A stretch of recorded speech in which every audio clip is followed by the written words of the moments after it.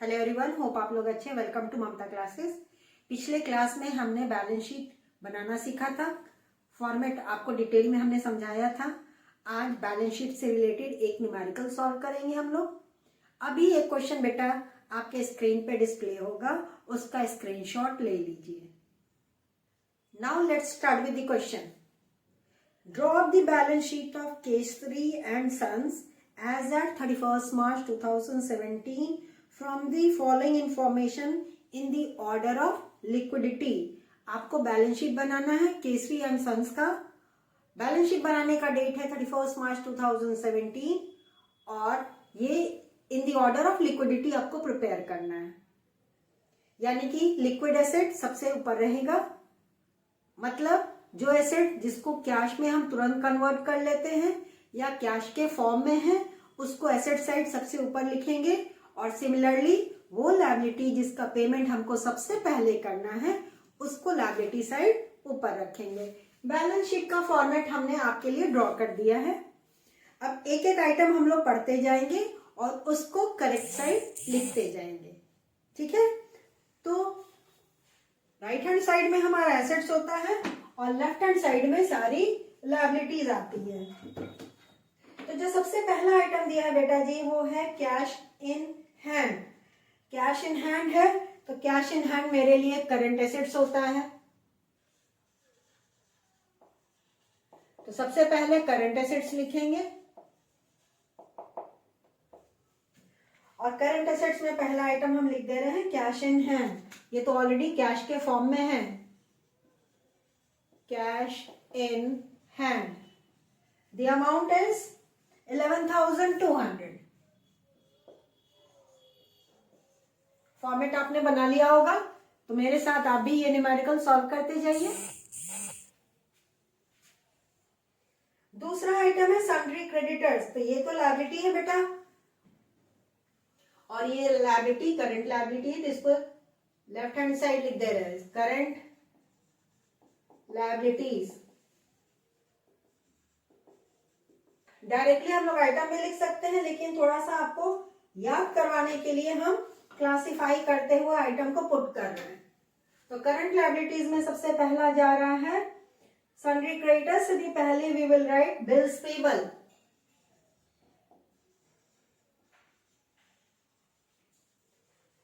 Bills payable हमारा more liquid liability in comparison to sundry creditors. Amount of bills payable is 3,500. Then sundry creditors.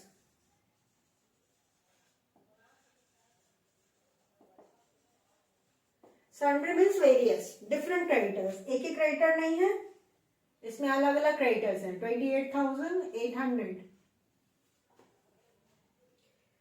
Then comes bills receivable.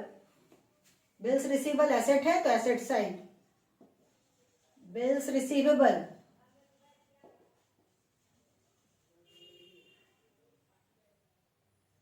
Amount is 5,300। Figure थोड़ा सा सही लिखिएगा, disco मत करवाइएगा। Unit के नीचे यूनिट, 10 के नीचे 10, 100 के नीचे 100, क्योंकि टोटल करने में फिर आपको प्रॉब्लम नहीं होगा। अगर डिस्को करवाइएगा तो गड़बड़ हो जाता है टोटलिंग करने में।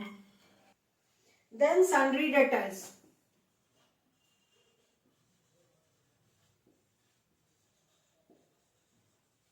मतलब वेरियस डेटर्स 18,000।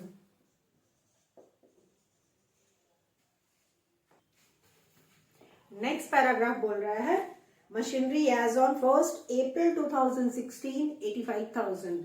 मशीनरी किस डेट का दिया हुआ है बेटा? 1 अप्रैल 2016 का। हम लोग बैलेंस शीट किस डेट को बना रहे हैं? 31 मार्च 2017। तो जो मशीनरी का वैल्यू है ये beginning of the financial year का वैल्यू है और that was 85,000। Depreciation provided for the year 8,500। पूरे साल हम मशीनरी को यूज किए तो उस पर डेप्रिसिएशन चार्ज होगा। डेप्रिसिएशन का अमाउंट दे दिया गया है 8,500, ठीक है। तो ये डेप्रिसिएशन मशीनरी का वैल्यू से कम करना होगा।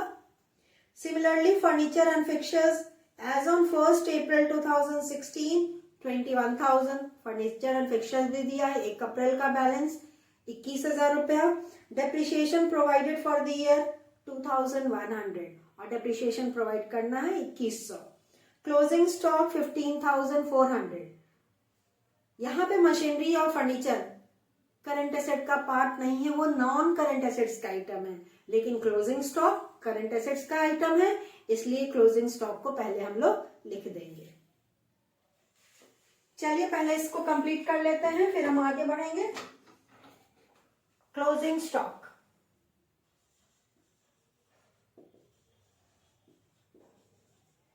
and the amount of closing stock given is 15,400। Current assets में और कोई आइटम नहीं दिया है।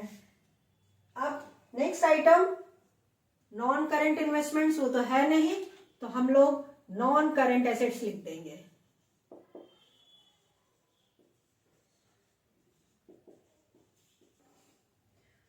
और इसमें फर्नीचर एंड फिक्सचर्स पहले लिखेंगे in comparison to machinery. Furniture and fixtures depreciation less करना है, इसलिए अमाउंट ओपनिंग वाला इनर कॉलम में लिखेंगे और लेस कर देंगे depreciation, less depreciation.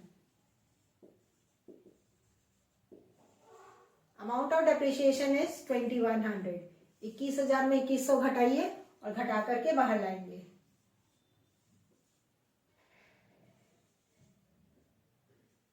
It is equal to 18,900. Then machinery.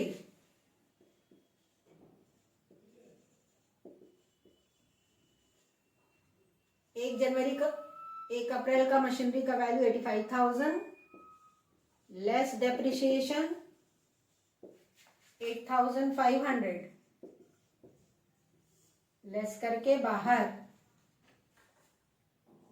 76,500।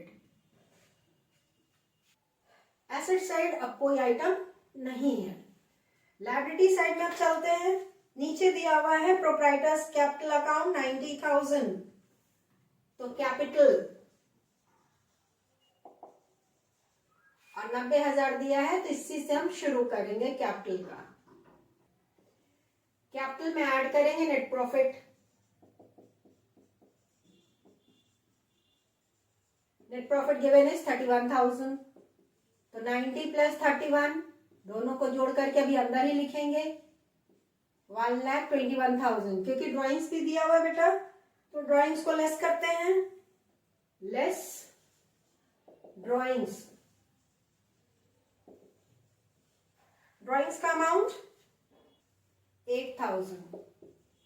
1,21,000 में से 8,000 घटा करके फाइनल जो आंसर आएगा उसको अमाउंट कॉलम में लिखेंगे।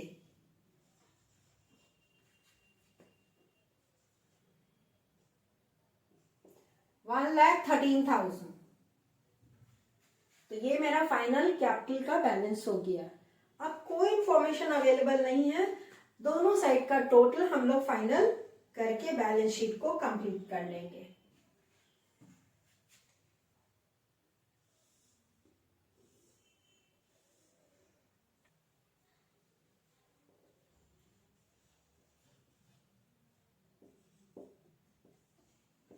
लायबिलिटी साइड का टोटल हमारा आया 1,45,300। यही टोटल एसेट साइड भी आना चाहिए। लेट्स चेक आता है कि नहीं आता है।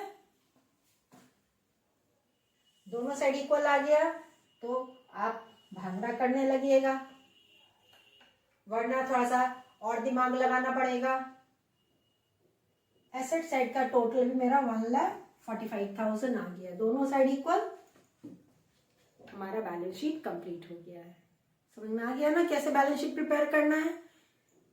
देखिए अगर हम इसको यहाँ पे नहीं भी लिखते तो चलता, directly cash in hand, bills receivable, Sunday debtors, closing stock and furniture machinery लिख सकते थे, लेकिन थोड़ा सा आपको रिकॉल करवाने के लिए कि आइटम को कैसे क्लासिफाई करके लिखा जाता है, हमने इसको क्लियरली क्लासिफाई करके into current assets and non current assets में शो किया है। लायबिलिटीज को उसी तरह से करंट लायबिलिटीज एंड कैपिटल, बीच का रिजर्व नहीं है, नॉन करेंट लायबिलिटीज नहीं दिया था तो जो आइटम नहीं दिया था नहीं लिखेंगे, जो दिया रहेगा वो लिखेंगे।